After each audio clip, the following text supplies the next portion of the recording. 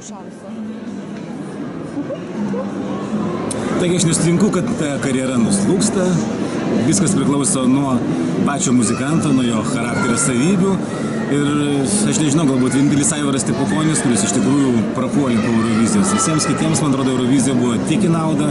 Ir kaip minėjau, tai tik pats žmogus ir kala savo, reiškia, savo likimą. Viskas priklauso nuo žmogaus charakterio. Ačiū.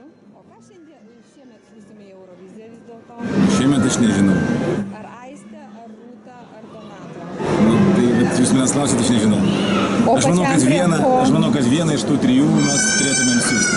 Nors Erikos Dženings taip pat neatmetu, Ruslano Kirilkino neatmetu. Aš matau, kad šiemet bus stiprus finalas kaip niekad. Kadaise būdavo labai aiškios, tarkim, 2 dainos, kurios gali būti. Tai mano manimu, šiemet yra tokios 5 dainos, kurias galima drąsiai pasiūsti. Tiesiog priklauso viskas nuo kaip kortais, kur atsiras, už ką balsuos, kokios manos ir taip toliau. Bet tiesiog tai jau skonio reikalas.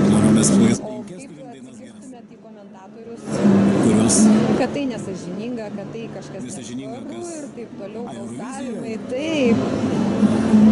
Kaip jūs į tai pasakytumėt žodį? Niekaip, tiesiog per kiekvieną, nežinau. Kiekvienais metais Eurovizija, reiškia, sulaukia visokių tokių panašių komentarų. Aš asmeniškai juos niekaip nereaguoju. Tai yra televizinė laida, tai ne Europos futbolo čempionatas ir ne pasaulio futbolo čempionatas, kur suvažiuoja geriausios rinktinės. Dažnai šalis siunčia ne geriausius, o tiesiog nugalėtojai kokį nors realybės šou ar dar kažką. Tai yra ne čempionatai, tai yra tiesiog gražiai, smagi, gerai padaryta profesionali televizijos laida ir tiek. O ar tarkim nebuvo klaida tokia atveju išmesti Ištvano, kuris yra Romų kilmės, o pusė Balkanų šalių tikrai parbalsuotų už mus? Žiūrėkite, aš asmeniškai balsuoju už muziką ir aš visai nemėgstu tų žmonių, nemyliu tų žmonių, kurie balsuoja taip už šalis. Aš balsuoju už muziką. Jeigu aš girdžiu gerą dainą, man visiškai tas pats iš kokios yra šalies tas žmogus ir aš balsuoju už muziką.